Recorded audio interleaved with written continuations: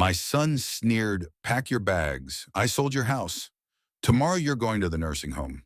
A court notice slapped against my door, its paper rattling in the wind, promising at 9 they would strip everything away. I planted my cane against the frame. The notice crumpled and hot in my pocket and swore I would not move aside. My name is Edward Collins, 78 years old, a retired bridge engineer in Charleston, South Carolina.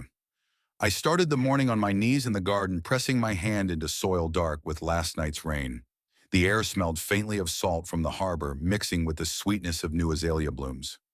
Above me, the oaks I planted with Margaret spread their arms as if shielding the house. Every scar on their bark carried a year of my life. I set down the trowel, leaned on my cane, and looked back at the cedar-framed house. 40 years of memories in its walls. Sunday suppers, Margaret's humming as she folded laundry, the squeak of the back screen door that never seemed worth fixing. I knew every creak of the floorboards like the notes of a hymn. "Morning, Edward." Mrs. Grayson's voice cut across the hiss of the sprinkler. She was walking her terrier leash, taut in one hand. She smiled, but there was hesitation in her eyes. "Garden looks fine as ever," she said.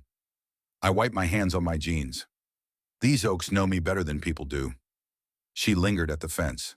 "HOA's been floating a special meeting. Folks want to talk about aging in place resources, maybe new policies. You should come by. People have questions." The sprinkler clicked, spraying arcs of light through the air. I steadied my voice.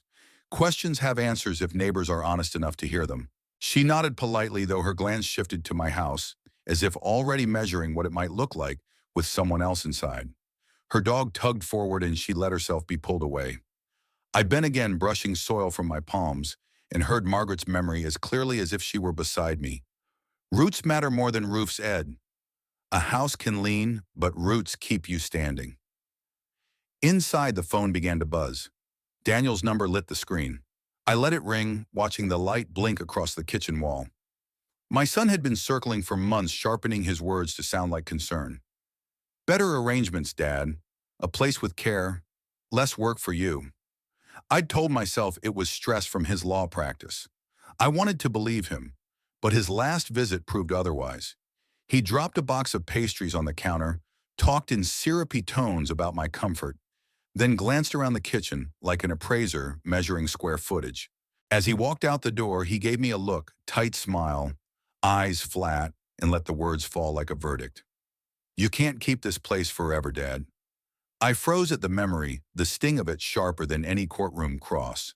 Those oaks outside, Margaret's voice, every bridge I'd built, none of it mattered to him. The day had started with damp soil under my hands, but it ended with that remark ringing louder than the harbor bells. Sunday light slanted across the porch when Daniel appeared, balancing a white pastry box with a gold ribbon. He stepped inside without knocking, his cologne arriving first, then the box landing on my kitchen table like a notary seal. "Dad, I brought your favorite lemon tarts. Thought we could sit and talk." His voice was smooth, but his eyes kept drifting around the kitchen, measuring cupboards as if they were assets. I stayed standing, cane in hand. Talk about what he opened the lid, revealing pastries lined like evidence in a case file. "Your comfort. I've already taken care of everything." His tone turned final cold. "Pack your bags. I sold your house.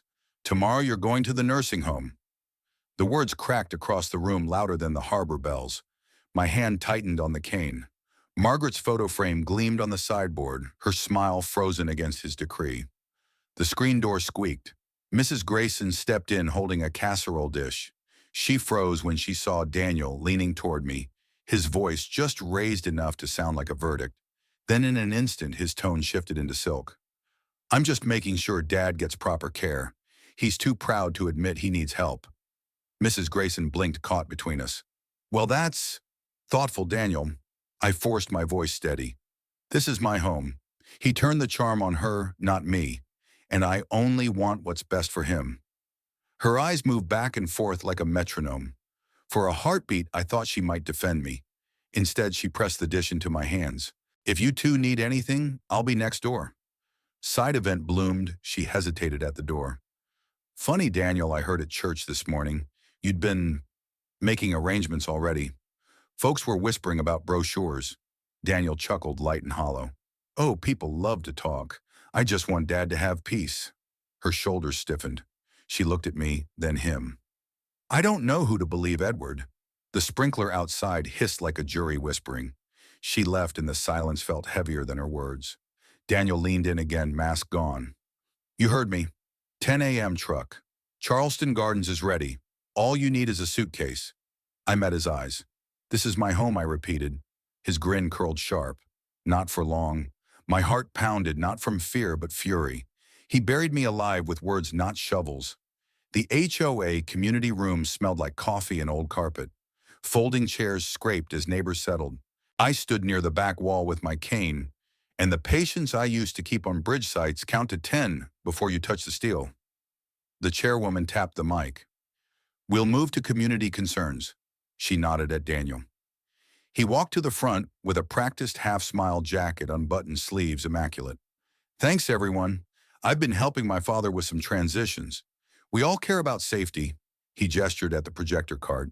A rectangle of light bloomed on the pull-down screen. The room hummed with the fan. Then the clip me at last month's church fundraiser, pausing mid-sentence as a name slipped. The sound was tinny, but the picture was sharp. In the lower right corner, the timestamp glowed 08:12 p.m. A woman whispered, "Oh." I lifted my chin. Play the rest. Daniel waited exactly a beat, then stopped the clip. Context isn't necessary. We're discussing patterns. I stepped forward. I wrote these bylaws myself. My voice carried more iron than I felt. And they require context. He turned slightly, just enough to show the room his thoughtful profile. Dad, no one's accusing you. We're supporting you. Support, I said, doesn't cut a minute out of a speech and call it truth. Murmurs rose. The chairwoman looked between us. Let's stay civil. Daniel clicked to a still frame, the timestamp again, 08:12 p.m., and let the pause do the work. We all want him comfortable. Charleston Gardens has availability. It's a respected facility. Someone near the front asked, when tomorrow would be best, Daniel said lightly. 10 a.m. ensures a smooth check-in. His tone sounded like he was booking a tea time. Heat crawled up my neck. I pointed my cane at the blank wall just to the right of the screen, steadying my arm. My house isn't a burden. It's 4 decades of work. Roots don't pack in a suitcase. A neighbor cleared his throat. We're just worried, Ed. Then listen past a single minute, I said. He pivoted, palms open to the room. We can debate feelings or we can look at reality. You saw it. Confusion happens. I took one step toward the projector. Confusion also happens when you cut out the part where I finished the story and thanked every volunteer by name. He smiled without showing teeth. It's not an indictment. It plays like one. The chairwoman leaned toward the cart. We're not relitigating a fundraiser, she said, trying to relieve the pressure by joking. Let's keep this to community safety. Daniel nodded graciously, like a surgeon explaining an easy procedure. Exactly. Safety, dignity. I faced the room. Dignity starts with accuracy. I can still quote Section 6. I did line by line the clause I drafted about member notice and public statements. Words I hadn't touched in years came clean like a well-kept beam. A few heads turned. The inspector I once mentored wasn't here. This was me alone with neighbors and a glowing timestamp. Daniel let me finish, then gestured again at the frozen frame. 08:12 p.m. burned back at me. No one doubts Dad's contributions, he said. We just want him cared for. I heard Margaret in my head. Truth is in the paper, but tonight truth was in the room, and the room liked pictures more than paragraphs. I lowered my cane. You want to help me stop turning me into a story you can win? Silence. Someone coughed. The projector fan whirred. The chairwoman finally said, We'll note the concern. Thank you, Daniel. Thank you, Edward. It was the kind of thank you that ends things without deciding them. People rose. Coats rustled. A man clasped Daniel's shoulder like he'd just given blood. I moved to the aisle as the chairs collapsed back into their old shapes. Daniel drifted past me with the same neutral expression he used in court. We'll talk at home, he said. It sounded like a promise to a judge. I reached the doorway. Voices spilled into the hallway, low and careful. Behind me, someone thought they were whispering. Maybe he's slipping. I didn't turn. I stepped into the night air where the oak leaves stirred and kept my face still, because the room had already decided it liked the shape of a timestamp more than the shape of a life. 40 years of roots dismissed in a minute's clip. The study smelled of cedar and dust, the scent of paper that had outlived its authors. Rolled blueprints leaned in the corner like silent witnesses, lines of bridges I'd once drafted when people trusted my calculations more than their own eyes. Now my calculations were being questioned inside my own house. Dr. Harold Green's shoulders stooped, but voice sharp as ever sat across from me. A retired litigator who still carried the courtroom in his cadence, he tapped the armrest with 2 fingers. "You can't fight air, Edward," he said. "Rumors already turned into fog out there. If you want to breathe in court, you need paper. Affidavit notarized. That's the only shield a judge respects."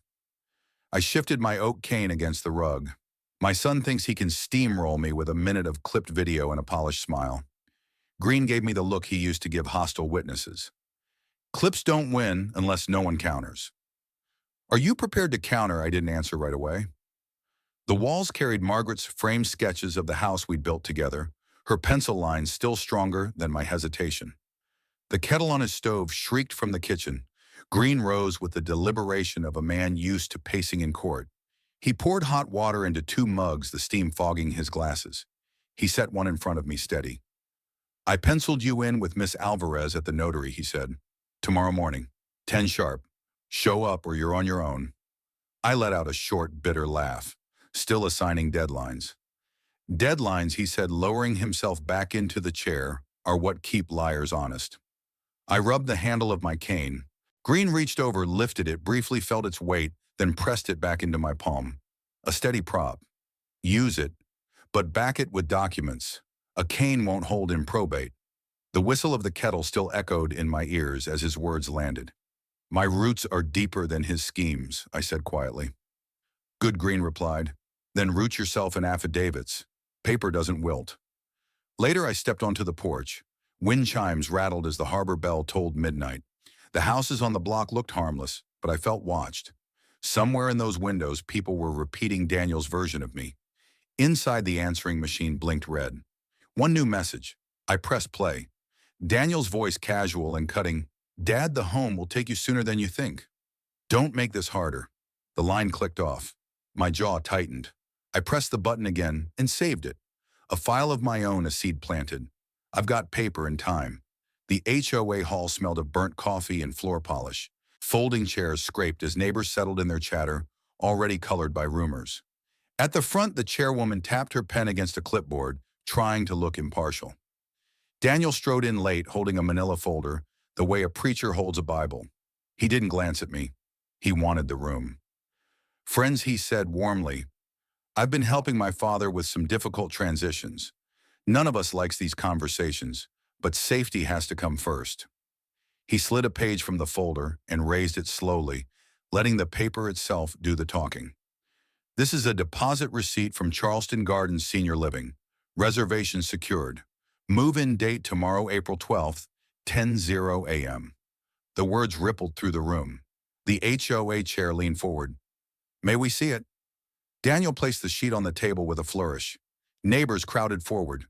The logo gleamed across the top, bold and official. Halfway down the line, circled in blue ink, move-in date, April 12th, 10:00 a.m. I moved to the front, cane striking the tile. Interesting how certainty fits neatly into one page. Daniel smiled at the crowd, not at me. "It's not opinion, Dad. It's paperwork." I bent low, letting the room watch me trace each line with a steady finger. "Paid by card ending 4762, I read aloud. My gaze lifted. "Daniel, you closed that account last month. I still get the notices."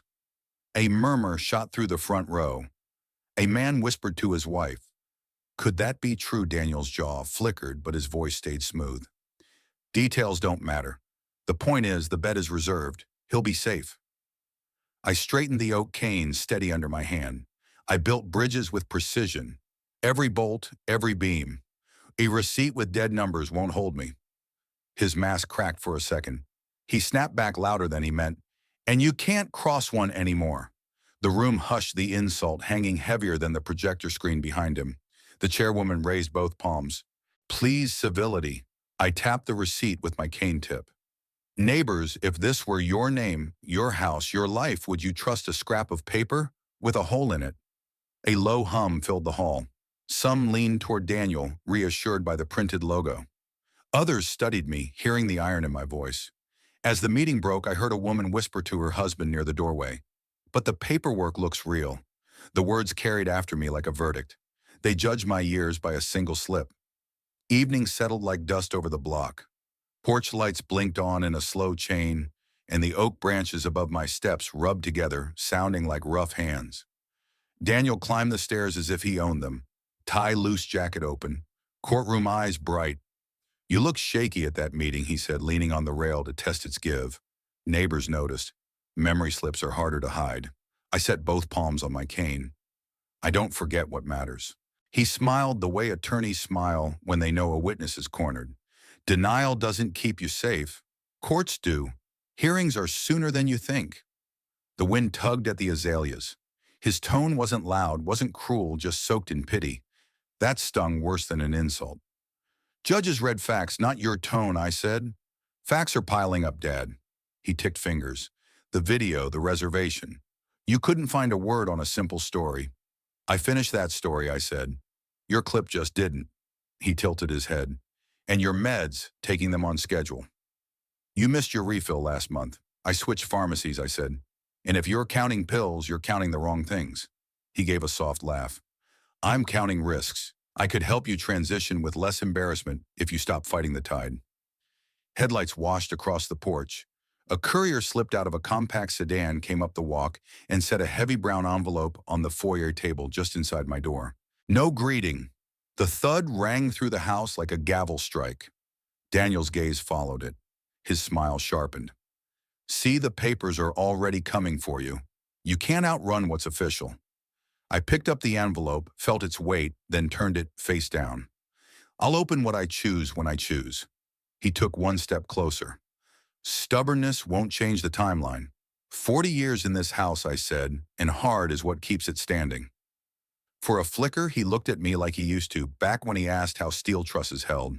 The flicker died. You'll see soon enough. A loose shutter banged once against the siding. Down on the sidewalk, Mr. Cutter slowed his walk, catching only Daniel's soft voice. Daniel Stage whispered, just for him, I'm trying to do what's best. Then to me in the same breath, you're making this harder than it needs to be. Because you're making it easy for yourself, I said. He lifted his hands, palms up. You can keep pretending, or you can let me handle it. Handle what's yours, I said, not what's mine. Gravel crunched as he went back down the steps. He paused at the curb and glanced at the house like a buyer measuring frontage, then slid into his car.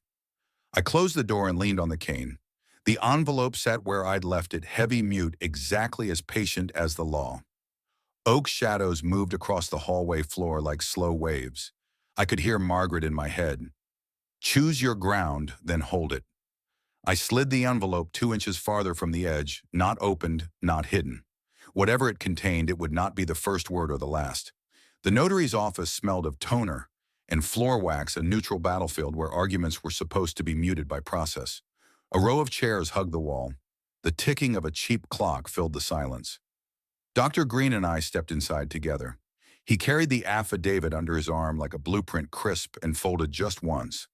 Miss Alvarez, spectacles low on her nose, looked up from her desk. Mr. Collins, she asked. I rested my cane against the counter. I need this recorded. Green placed the affidavit on the blotter. Prepared and signed. Ready for seal. The door behind us opened with a rush of air. Daniel's voice arrived first, smooth and rehearsed. That won't matter. The sale is already final. He came forward, folder and hand jacket perfectly aligned. He placed his papers on the counter with a lawyer's precision. Here's the contract. Deposit made. Signatures. Closing date tomorrow, April 12th, 10 a.m. This is settled. Miss Alvarez raised her brows. Sir, I'll review one document at a time. Daniel's smile barely moved. Of course, but they need to understand reality. I turned at last to face him. Not if the law still breathes. Miss Alvarez cleared her throat. Mr. Collins, do you swear the contents of this affidavit are true And correct, to the best of your knowledge, I do. Her hand hovered, then pressed the seal. The stamp cracked down with a heavy thud. The sound reverberated through the small office like a hammer into oak. Daniel flinched just slightly. That won't stop a contract, he snapped. Green leaned forward steady. It stops a clean transfer.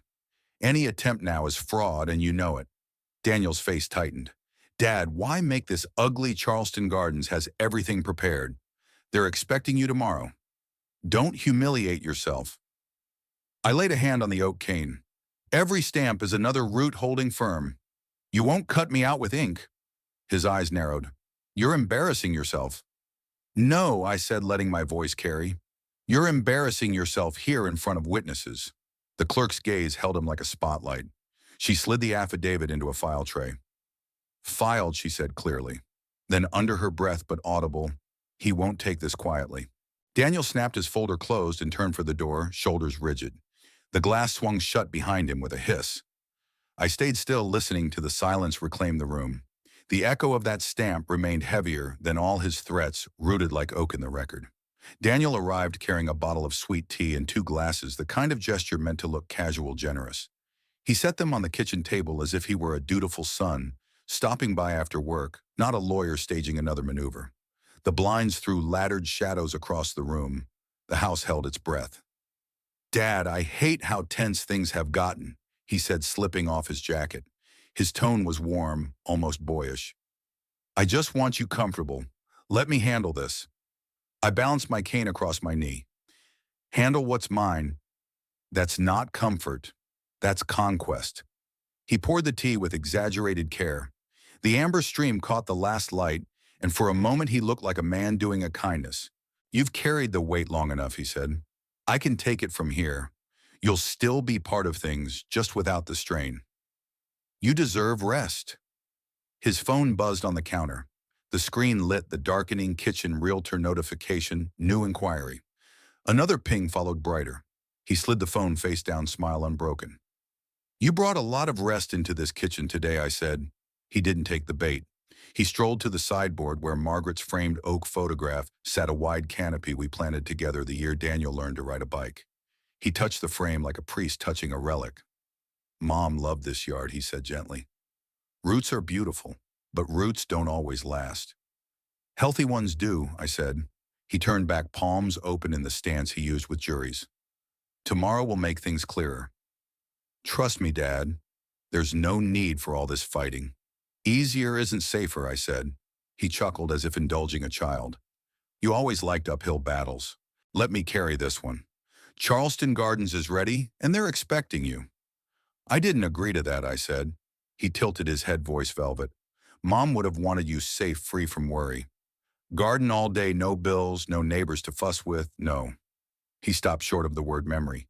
He used her memory like sugar to coat poison. I tapped my cane once. She'd want honesty. She'd want you to respect the house she built with me. Respect looks like care, he said.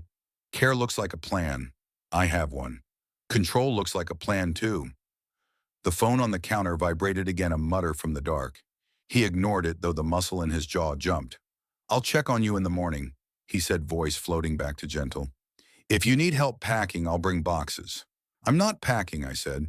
I'm staying. He reached for his briefcase. The flap lifted as he slid a hand inside, just long enough for me to glimpse the top edges of neatly clipped forms, then snapped shut with a brisk click. He caught me looking and smiled as if we'd shared a joke.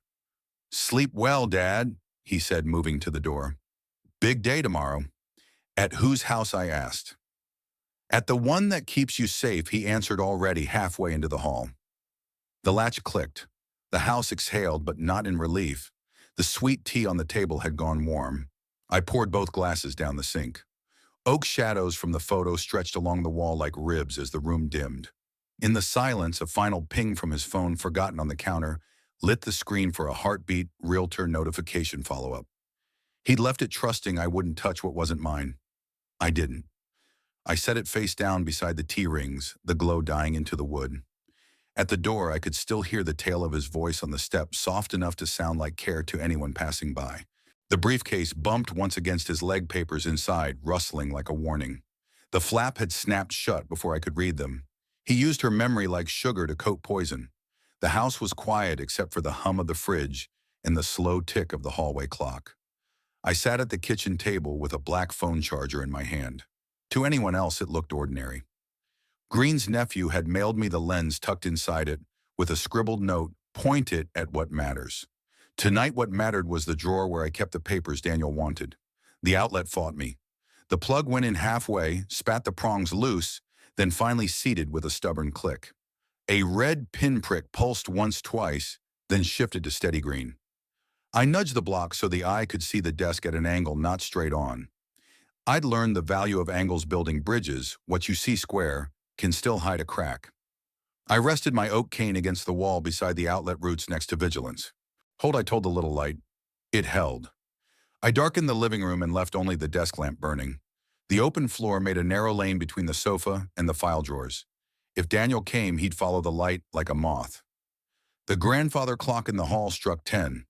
Each chime rolled through the house, heavy and deliberate, a countdown dressed as tradition. I stood in the doorway and whispered, "Let's see who keeps time." Upstairs, I lay down with my shoes still on jacket folded over the chair. Sleep didn't come. Footsteps in the street came and went. Pipes ticked. The old rafters settled inside. At 10:42, by the glowing digits on my nightstand, the faint squeal of the back door eased across the floorboards like a breath someone didn't want heard. I didn't move. I let the intruder move for both of us. Later at the laptop, I watched it unfold from the charger's point of view. The feed was grainy but honest. The lens took in the triangle of the desk, the edge of the lampshade, the doorway's dark. Then Daniel slipped into frame, shoulders, hunched hair catching the light. He kept his footsteps to the rug's edge, the way a boy sneaks in after curfew. He was muttering. "Old man won't even know where he left it." He breathed almost tender, like he was talking to a skittish dog. He went straight to the drawer and pulled it open. Papers slid, then a slap of a file closing. He tried another drawer, mouth tight, eyes scanning. He wasn't careful, only quick. He had the posture of a man who believes a room is already his. I leaned closer. In the bottom right of the frame, the timestamp glowed 10:42 p.m.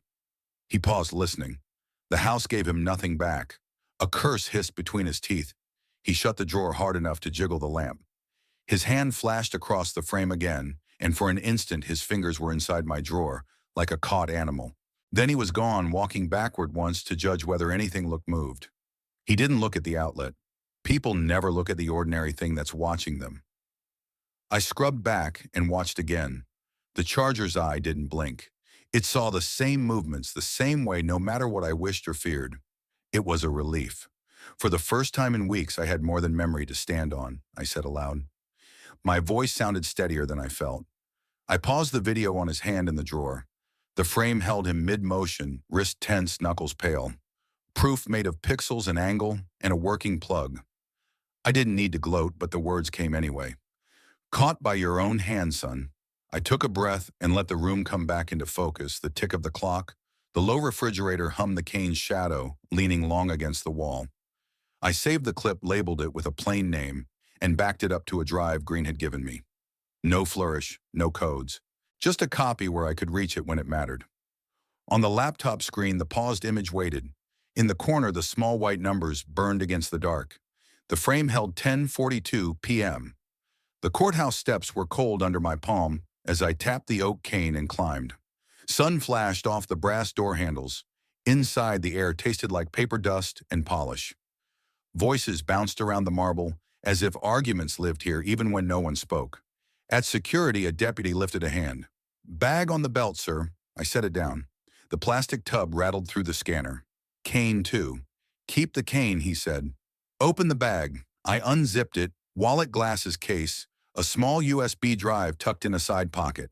He tipped the drive into his palm, turned. It glanced at me and dropped it back. "Work product," I said. He nodded. The metal detector buzzed faintly as I stepped through. I slid the drive deeper into my pocket and felt steadier for the weight of it. Green waited near the clerk's window, tie loosened, eyes alert. "You got it." I pressed the drive into his hand. 10:42 p.m., clear as day. More than memory this time. "Good," he said. "Truth that plugs in." The clerk's door opened. Daniel came out, folder under his arm, smile sharpened to courtroom brightness. He didn't look at us first.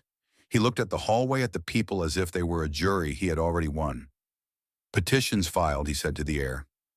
Then to me. Guardianship. It's time, Dad. I held his gaze. You finally said it out loud. He tilted his head. The law's on my side now. Only if it forgets the truth. Behind him, the clerk pinned a notice to the board with 2 quick tacks. The hallway seemed to lean toward it as the paper settled. Black letters, neat and final. April 15th, 9:00 a.m. paper can bruise deeper than fists. Daniel stepped closer, pitching his voice low. Capacity evaluations are straightforward. You get confused, they see it. The judge will appreciate my planning. I built bridges that still carry people, I said. I can carry a sentence to the end. He smiled just enough to sting. We'll see at 9. Green slid the USB drive into an inside pocket. We'll be ready, he said, almost conversational. Your timing at 10:42 helps Daniel. Daniel's eyes flicked the smallest break in rhythm. I don't know what you think you have. I have what you do, I said. On camera. He flicked his cuff as if adjusting time itself.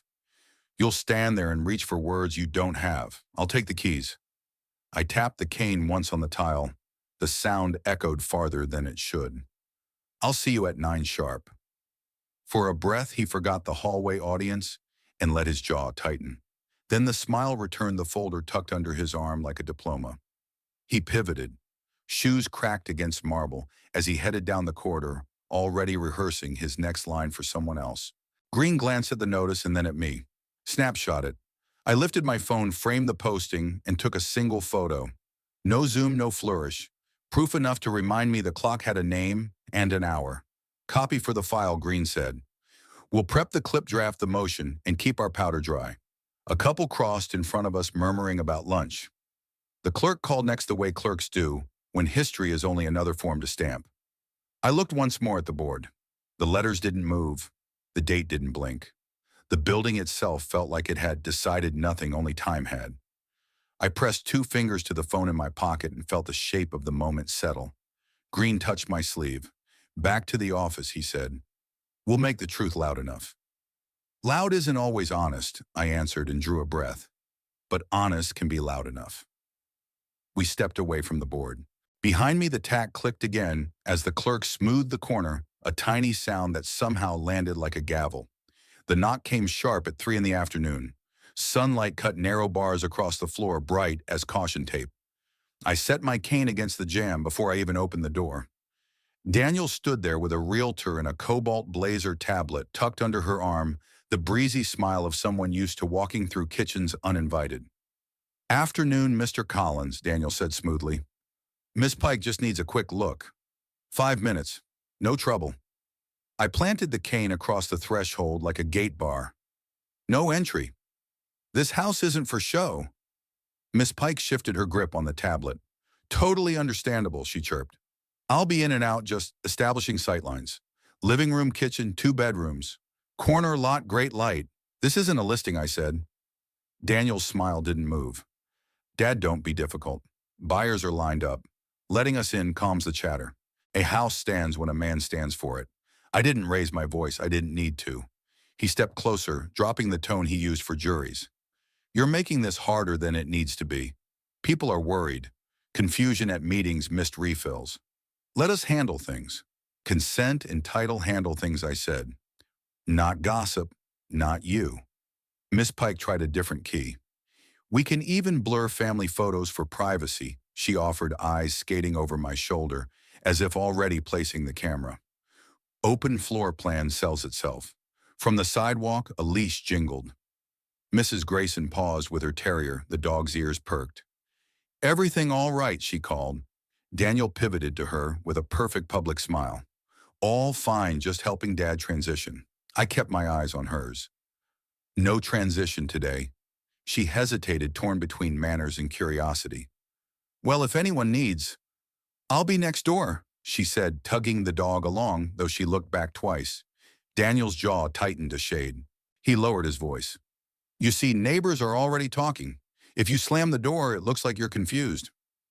I'm not confused, I said. I'm the owner. Miss Pike took a half step toward the line of sunlight toe just over it. Would it help if I just grabbed exterior dimensions? She lifted the tablet screen, waking. I shifted the cane an inch wood against wood. It would help if you left the property. Her smile thinned. Of course, she said, but the word came out flat. Daniel tried one more tactful thrust. Think of this as stage one. We can schedule a real walkthrough after the hearing. After the hearing, I said, the truth will schedule itself. He leaned in soft for the benefit of passing ears. You don't want to embarrass yourself. Then stop trying to make me. I lifted the cane off the jamb and set it back with a firm tap. You don't sell what you don't own. For a heartbeat, the porch held still. Miss Pike frozen mid-breath. Mrs. Grayson stalled at the curb, pretending to fix the dog's collar. Daniel's smile pulled too tight. Then the realtor cleared her throat.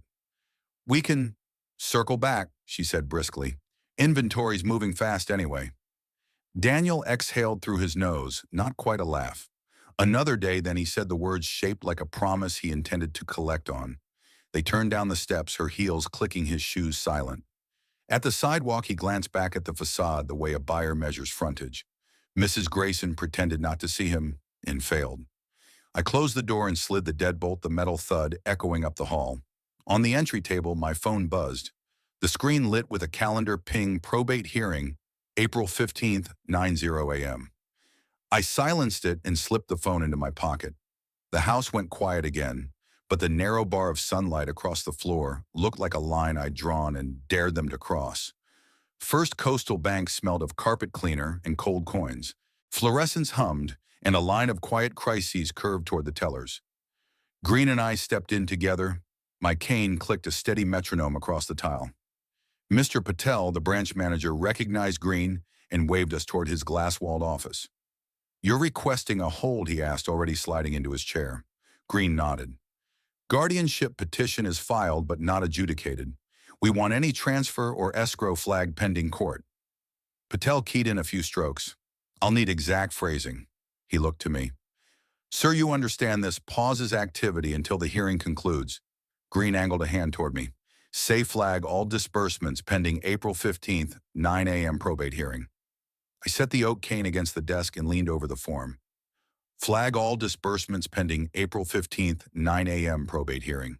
My signature moved cleanly across the line. For once, money had to wait on truth. Patel placed a slip into the tray. The printer whirred. The room felt briefly like it was holding its breath. He stamped the paper and read it back to himself, lips barely moving. Then he pressed the seal again harder. The impression came out crisp. Hold 3:17 p.m. The office door swung open. Daniel walked in mid-call, realtor's voice tinny on speaker. No, we can still close, Dad's just... He saw the stamp in Patel's hand and killed the call. This is unnecessary, he said, smile set. You can't stop a lawful transfer. Lawful needs daylight, I said, keeping my eyes on Patel. The manager cleared his throat. Account is flagged. No funds move until April 15th, 9 a.m. That's policy. Daniel planted both hands on the desk. Your policy shouldn't override my father's best interests. Green didn't blink. It doesn't. It protects them. From the lobby, a young man in a ball cap muttered, Sounds like a family mess. His friend shifted in his chair. The whisper crawled under my collar. Daniel flicked a glance at the line, then back at me. You think paperwork makes you strong? You're wasting everyone's time. I kept my tone even. Strength is keeping what's mine mine. Patel slid the slip toward me, 2 fingers firm. File copy for you, sir.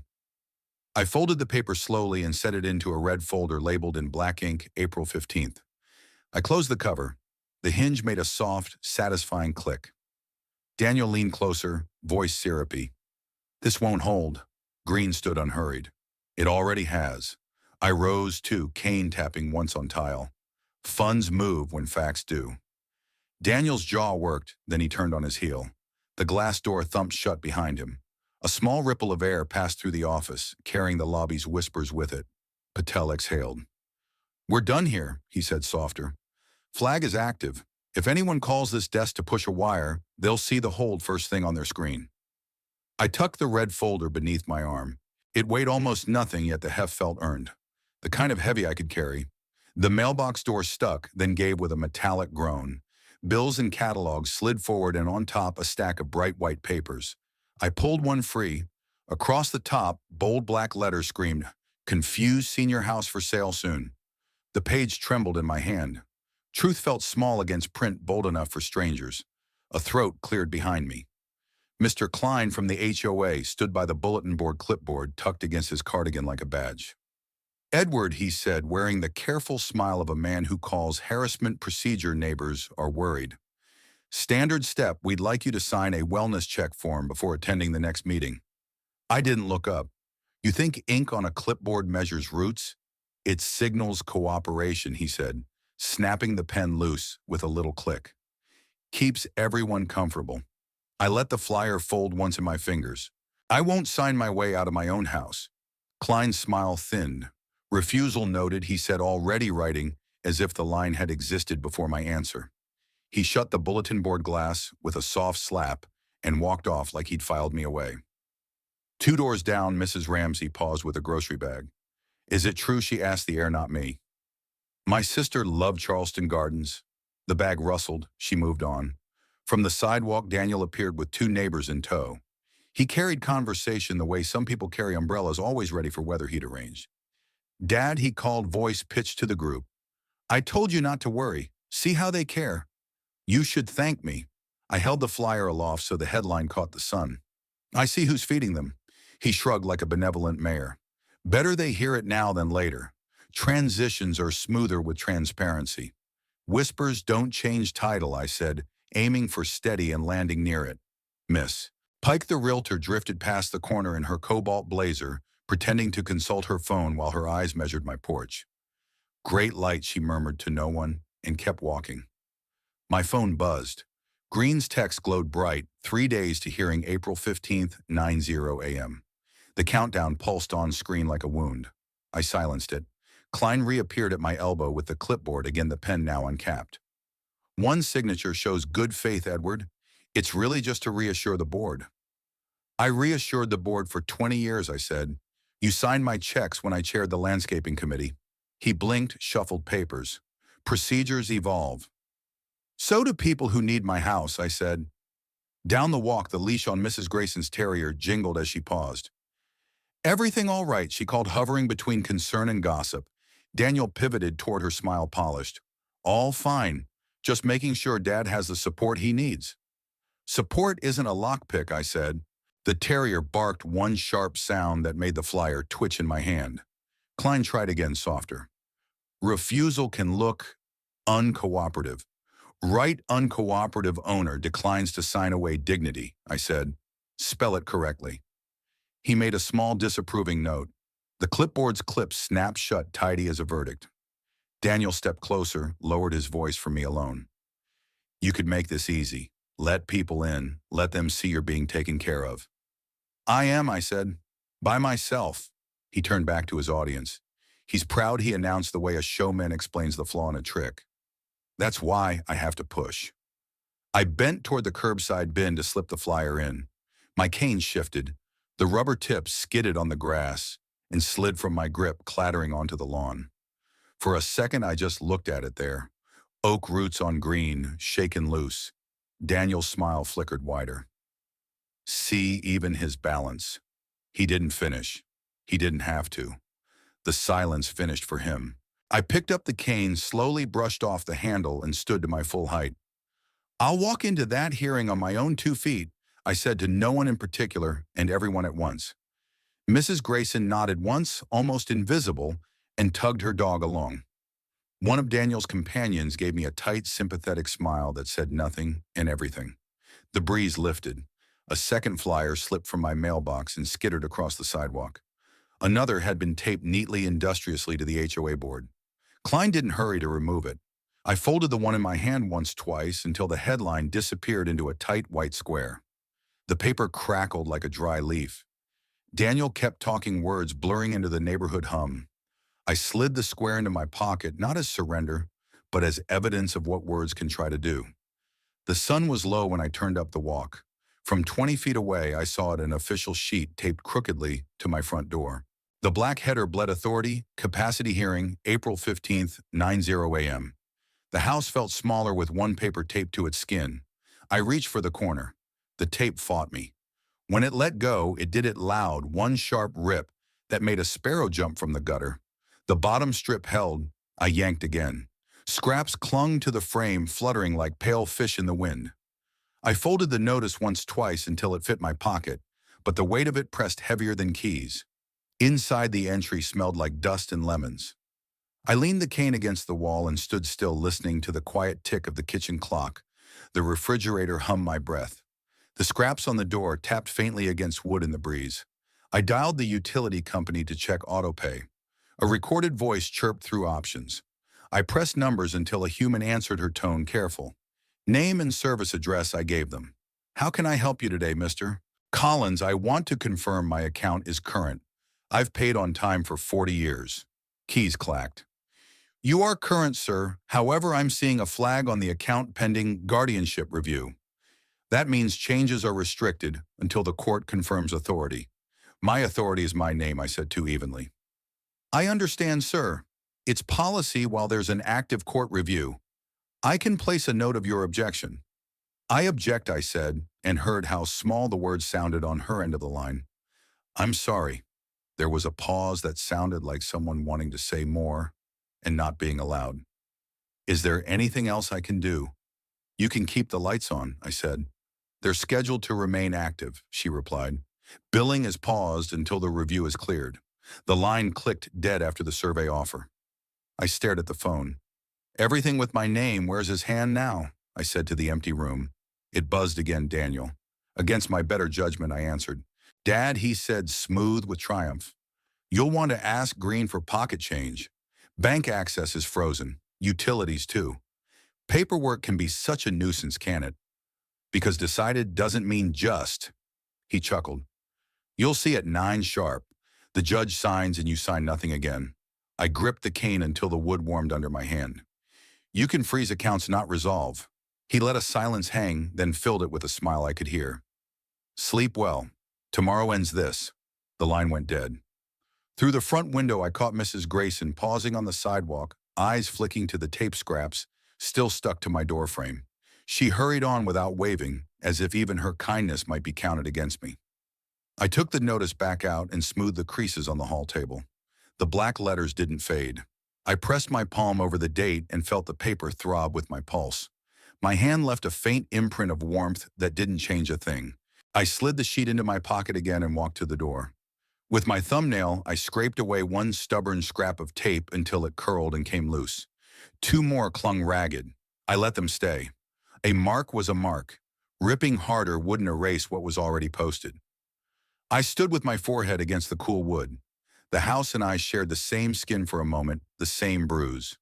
Somewhere down the block, a truck backfired. Somewhere closer, a child laughed. Life moved ignorant of postings. The folded notice pressed against my chest like a second heartbeat. I pressed it flatter, as if that could silence it. The restaurant glowed with buttered shrimp and clatter.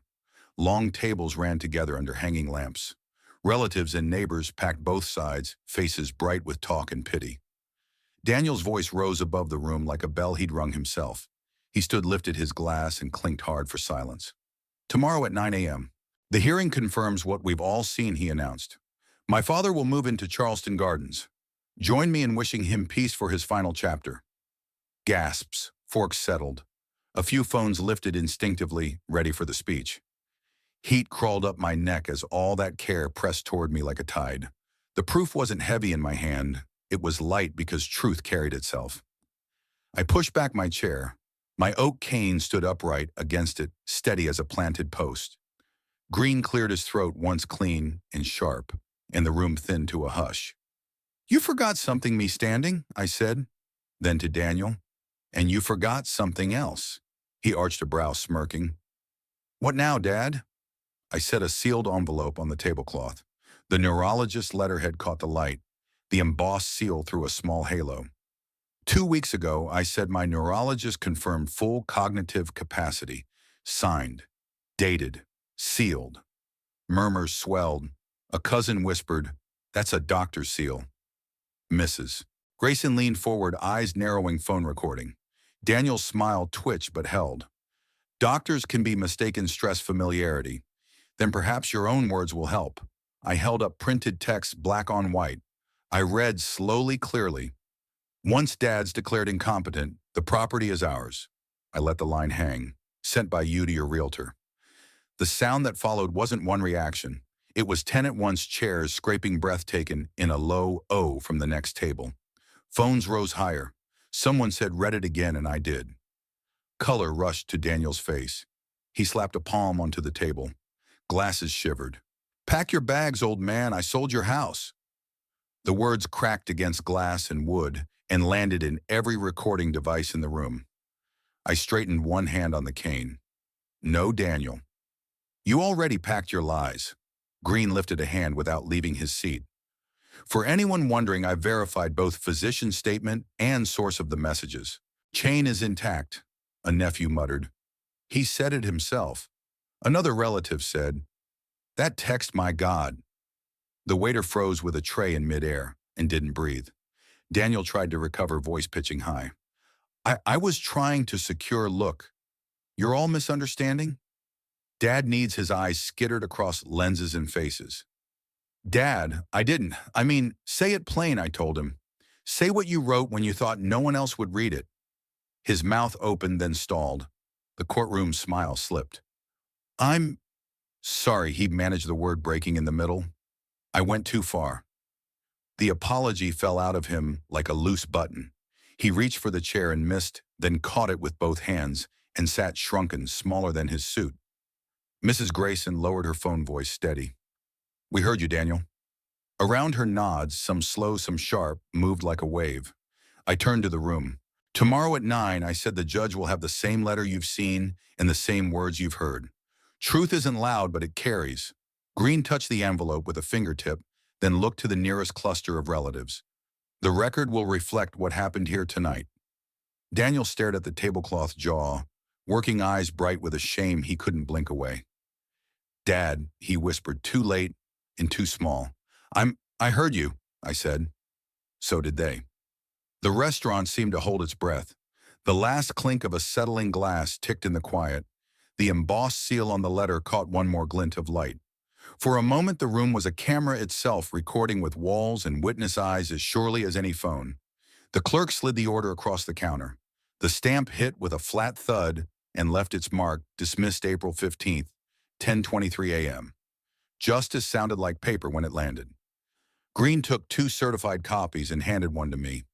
"You're clear, Edward." His voice was calm, but the corners of his mouth eased for the first time in weeks. Daniel stood 10 feet away, smaller than his suit, eyes on the floor. He didn't look up when the clerk called next. The hallway murmured around him like water around a rock that was finally losing its shape. Outside, morning sun sharpened the courthouse steps. I tapped the oak cane on stone and started down. Green matched my pace. "Bank and utilities," I asked. "I'll call from the car," he said. "Order number entered, holds lift today. HOA 2, they'll clarify the bulletin." I laughed once short. Clarify the gossip with quieter gossip. It reads better in minutes than in flyers. He opened the car door. "Do you want me there for the locksmith? I want you everywhere," I said. "But the door and I can manage." He squeezed my shoulder. "Call if he shows up." He meant Daniel. We both did. By mid-afternoon, the locksmith was crouched at my door, a neat man with careful hands. He loosened the old cylinder. A soft rasp of file on brass lifted faint curls of sawdust that spun in the sunlight, like new grain on cut wood. My cane leaned against the frame roots beside fresh metal. He tested the bolt. "Smooth," he said, satisfied. "Try it." I turned the new key. The deadbolt slid like a thought that finally had words. On the porch steps, Mrs. Grayson hovered with her terrier. "Good news?" she asked. I held up the paper. She read the top line and nodded, something unclenching in her face. "Good," she said. "About time." She didn't take a picture. She didn't need one. We were still admiring the new lock when a car rolled to the curb. Daniel stepped out alone, tie loosened. "Dad," he said, stopping at the bottom step. "Can we talk? We can honor the order first." I held out a certified copy. He took it, eyes flicking to the stamp. "I went too far," he said. "I wanted my house is not your plan." I said, "Even not cruel." He inhaled like a man who'd discovered air had terms. "I'll make it right." "You'll leave it right," I said. That's enough for today. He looked at the door at the new hardware catching sun. Habit made him fish a familiar key from his pocket. He climbed 2 steps and tried it on reflex. The metal met metal and stopped clean, undecorated failure. The terrier barked once. Mrs. Grayson pretended to adjust the leash and watched anyway. Daniel worked the key again, smaller now. It doesn't keys fail when the door belongs to the person on the deed, I said. Green's sedan turned the corner and slowed just presence on the street. Daniel's shoulders lowered. He handed back the paper copy like it stung. I'm sorry, he said, quieter than the dog's jingle. I'm ashamed. I heard you last night, I said, and the room heard you. Today the court did. I stepped back into the frame. If you want to see me, you call first. If you want to help me, you ask first. If you want forgiveness, you show it. He nodded once, twice, because there wasn't any other motion that fit. He went down the steps, got in the car, and drove away. No speech, no audience, just traffic absorbing him. Green waved from the curb, then let me have the porch to myself. The locksmith handed over 2 new keys. Keep a spare where you'll remember, he said. I remember I told him and tipped him for the craft of endings. When he left, the porch went quiet. I stepped into the hall, opened the side drawer by the entry table, and dropped Daniel's old key inside. It sounded smaller than it used to. I closed the drawer. The house breathed the way a house does after rain. I turned the new deadbolt. The bolt seated with a sure final sound, and the frame accepted it. The cane rested against the door frame where it belonged. I stood a moment longer, listening. Fridge, hum a car far off the hush that comes when a boundary holds. The paper order lay on the table, neat as a placemat, the stamp dark and definite. Then I let the afternoon move on without me. I let the neighbors talk if they wished. Truth had already stood taller than rumor. In the quiet after, I knew patience had been the sharper tool than anger, slow cuts that shaped justice clean. My son said, pack your bags, yet here I remain steady. The cane rests firm against the doorframe with a soft tap.